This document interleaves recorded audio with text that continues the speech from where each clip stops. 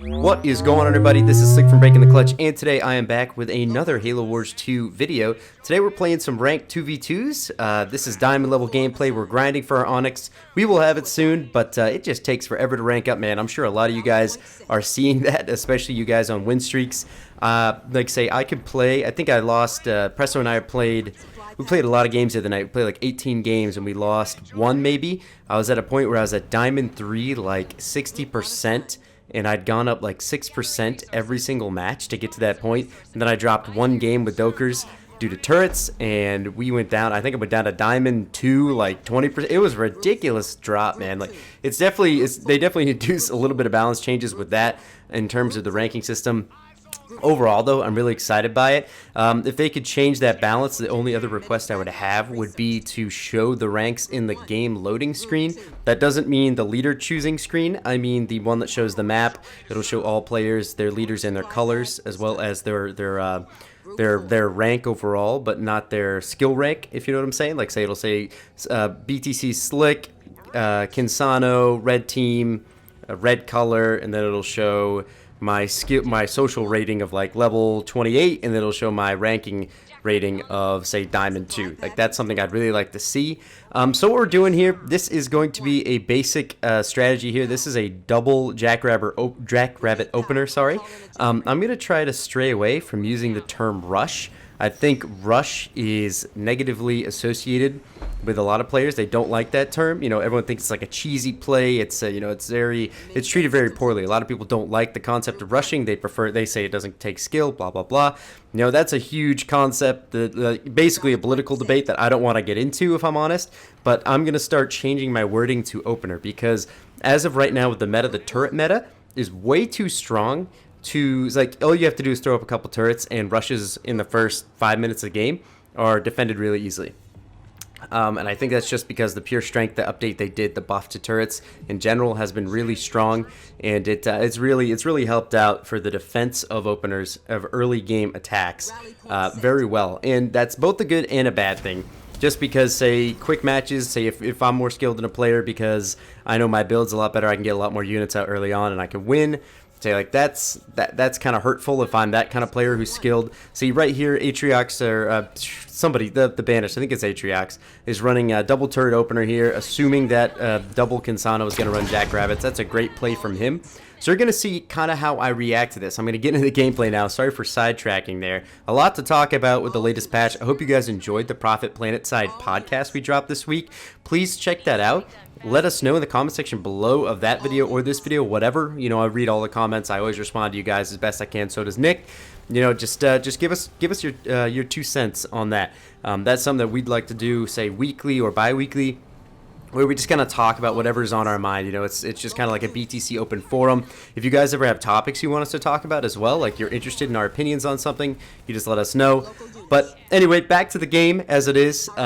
With the meta, you have to change up everything. Everything is different now. I know I uploaded a video on Kinsano Jackrabbits earlier this week, and it talks about, say, how I do this build. So if you are wondering what I'm doing here, please check out that video. You'll understand how I do it.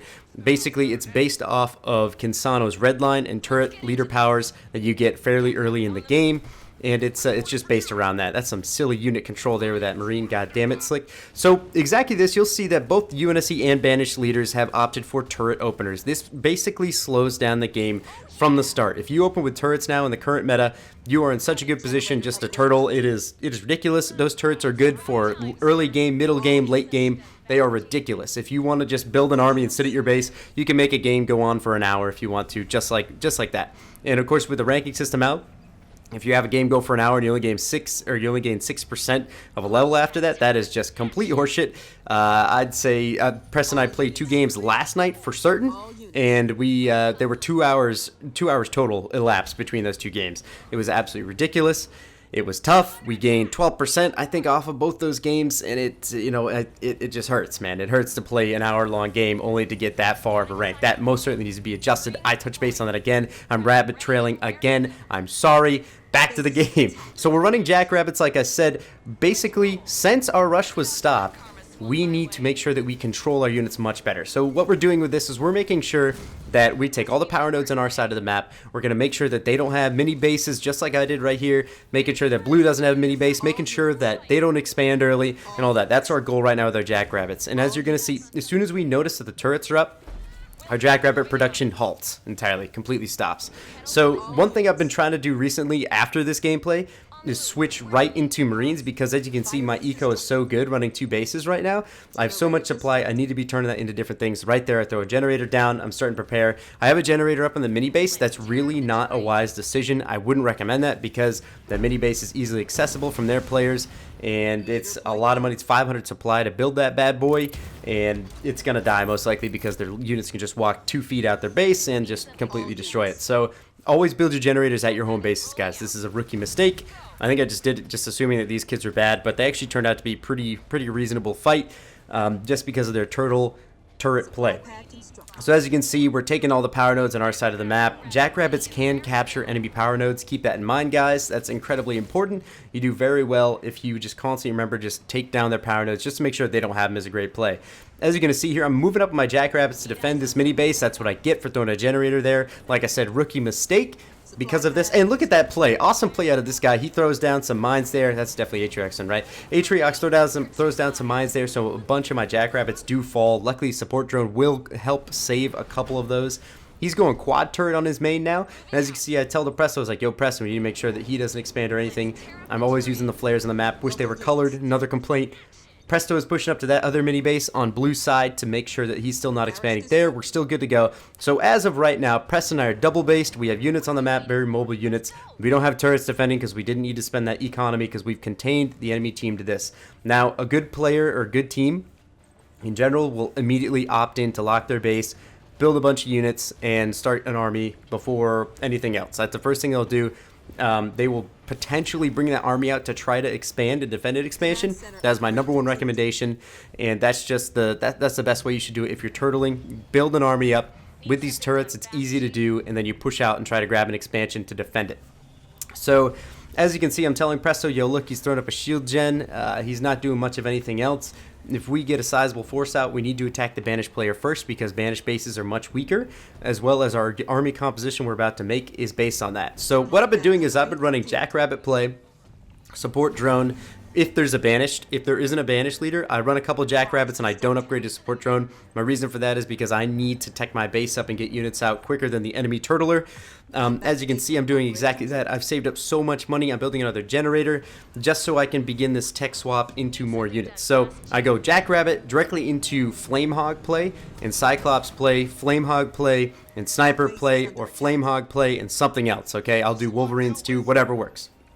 The reason I do that is because flame hogs are 280 supply, no power. So that means that at this point in the game, as you can see, I have so much money sitting around that I just like don't know what to do with it. So the #1 thing to do at this point is to just spend your power on Cyclops, and then spend your power on any kind of infantry unit or whatever. Like say if you're like your special unit, whatever you want to throw into the mix here. And just like I said, my snipers, my cyclops, and then I spend all my supply that I have left over on flame hogs. And I just start saving up for upgrades and things like that. So, like I said, the unfortunate side of the meta here is that the games now last for fucking ever. This gameplay is about 20 minutes long, and you're going to see exactly what we do here in order to keep us in a good position.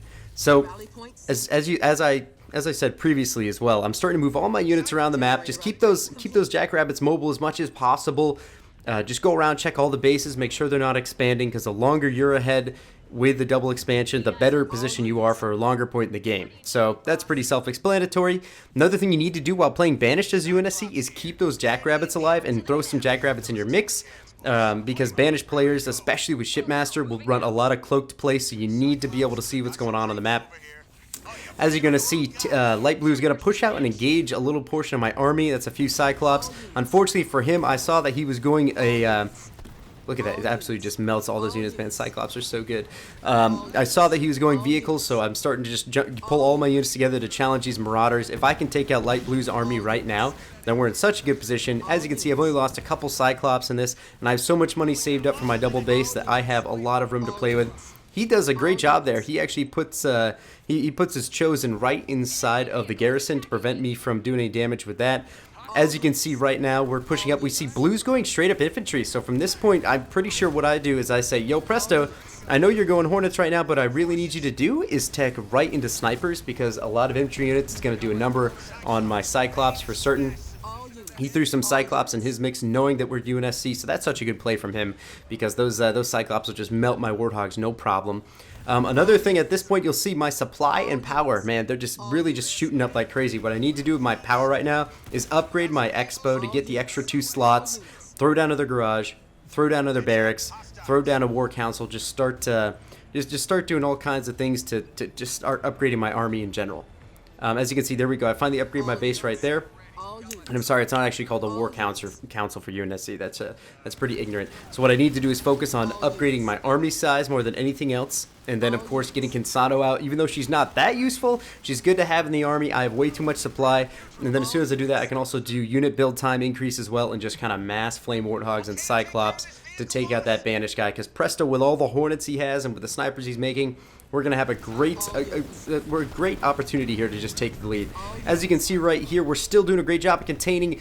The UNSC guy did decide to expand, so that's something we most certainly have to pay attention to. We cannot let him do anything else, especially light blue. One thing I would critique myself right here is check out light blue's expo spot. Make sure that he's not building a base right now, because that is something crucial. As you can see, we're still containing that. Presto and I are collecting all of our units together, so that way we can push up and take out blue's expansion here. This is a great play. Keep all of our units collected, because we're still, like I said, we're both up 2 expos. We're both up very much ahead. We got our mini bases. We got everything in line. We've been ahead since the start because of the Jackrabbit play. There we go. I start spending some money on upgrades. If I could critique myself again, I would start to upgrade my units much quicker if I could. Upgrades with the Cyclops after they got nerfed in the latest patch. Upgraded Cyclops are really good, especially when you get their weapon upgrade. It's pretty insane how well they truly do. Especially against the range and all that, say with any other vehicles. With these Reavers and with the Locusts, say a player could just jump away. Preston Snipers come in and just absolutely rinse this Chosen. As you're going to see, my Flamehogs do a number on just about everything. And of course, the Shroud play in there is huge out of Atriox, because what's that's exactly that. Preston's Hornets are not going to be able to attack any of those Reavers for a split second as I swarm my as I start swarming all of my Jackrabbits over there to engage. Preston Snipers completely rinse all of his infantry units. And then, of course, none of my units can attack air, which is pretty unfortunate. So what I need to do with my Flamehogs right now is just bail out while he's using his beam, recollect, reconvene. As you can see, I'm throwing in a couple Jackrabbits, Cyclops, and Warthogs just to make sure that I have a good mix right now. One thing in particular, if I could critique, once again, I would be upgrading more things with all the power I have. I would go grenades on Marines and start making grenades right now if I could say go back in time and adjust my strategy, because as you can see, I'm staying here, letting close air support just absolutely rinse my army. It's absolutely ignorant, if I could say. Preston's gonna be able to take that base no problem, and this is when I finally move out there. I need some anti-air-ish units. I need some infantry units that can shoot down air in this mix, because Flamehogs and Cyclops and Jackrabbits, Jackrabbits the only thing that can shoot air, extremely weak against air, and Cyclops and Flamehogs just look at them and think angry thoughts. So what I need to do is exactly this. I'm starting to upgrade all of my power as best I can. I should just be throwing in some wolves in the mix, man. That's pretty weak of me not to do that as well. As you can see, I get an easy pickup there on Atriox's side base. That's making me feel pretty good. Moving out to the garrison, making sure everything's good to go. We're still containing them. We still are up 1 expo. Everything's looking pretty good right now. Like I said, if I could critique, I'd throw in some extra units. Look at this awesome play here. He brings over this Chosen. I'm like, ah, man, it's no problem. Like, you know, I didn't even notice that. I have 4 one-shot Cyclops. I'm looking away. Just watch my army supply for a second. You're going to see it just slowly start to dip. This is just such an ignorant play. I got my infantry upgrade on the way. My vehicle upgrade should be something I do next. There's the vehicle upgrade. Thank you so much for listening to me. I've lost a couple of my units here. This is just a stupid engagement. Preston is learning the hard way that snipers cannot engage units in garrisons. That is another thing that should be fixed for certain. It's a little ridiculous. I mean, I get that they're high up in the air, but come on, dude. Throwing in some Jackrabbits in the mix because my supply is starting to get really far ahead. At this point in the game, guys, I really should also, like I said, I should be going for army supply upgrade, making sure I get that in better unit build times. That's something that's very crucial at this point in the game, just to get ahead of your opponent, because like I said, they've been one basing this whole time, and being able to increase your army size at a moment like this is very crucial to win success rate, I'd say. As you can see, I'm still using my leader powers. I've been making sure that I've been upgrading those as best as possible. My army composition, like I said, is still subpar. I need to throw some Marines in there, man. They're just supply. Get the grenade upgrade just in case, and then go into rocket launcher later on. That's just something that I would critique, like I said. Presto's doing a great job with his army composition. Hornets and snipers are great for, say, any anti-infantry slash vehicles that the other players do decide to go. As you can see, I'm getting together with Preston here. We're going to heal up. Preston's throwing in some Nightingales as well recently. Nightingales are great against turrets because you can just fly a Nightingale over a turret, use the smoke ability for about 10 to 15 seconds. You will not be able to see that. And actually, I learned that point from RTS Nakamura. Great guy. He streams a lot of PC Halo Wars. Check him out.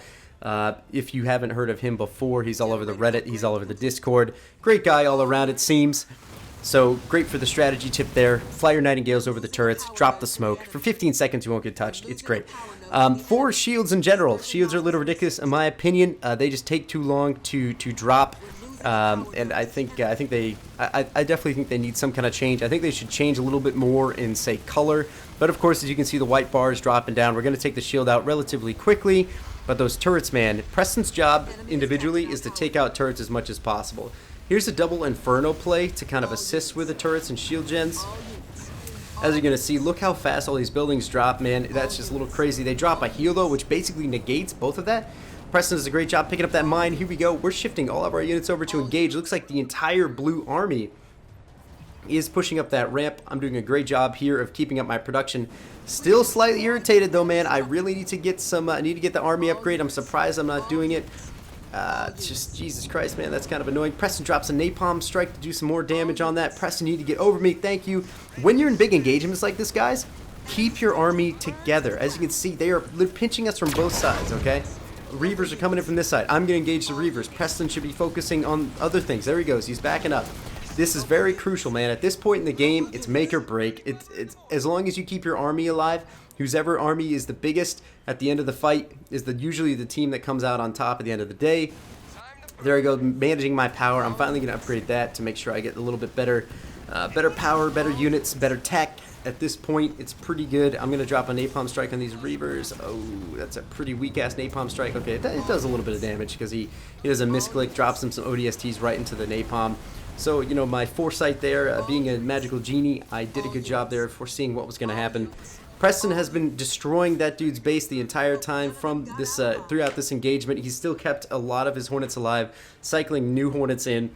Our army composition was just a little bit better than what Blue is doing in a lot of infantry units. I understand that play against Hornets, but Hornets are a little too strong when they're fully upgraded.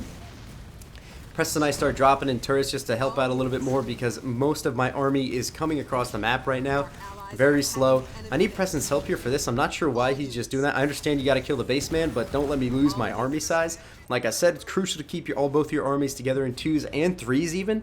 This is very important because he is sending all of everything he's got at me. Preston finally takes out the base. That's a great play. As you can see, light blue has expanded. I spot that right away, so I'm going to immediately just funnel all of my units, global rally points set, to that location just to make sure we get ahead.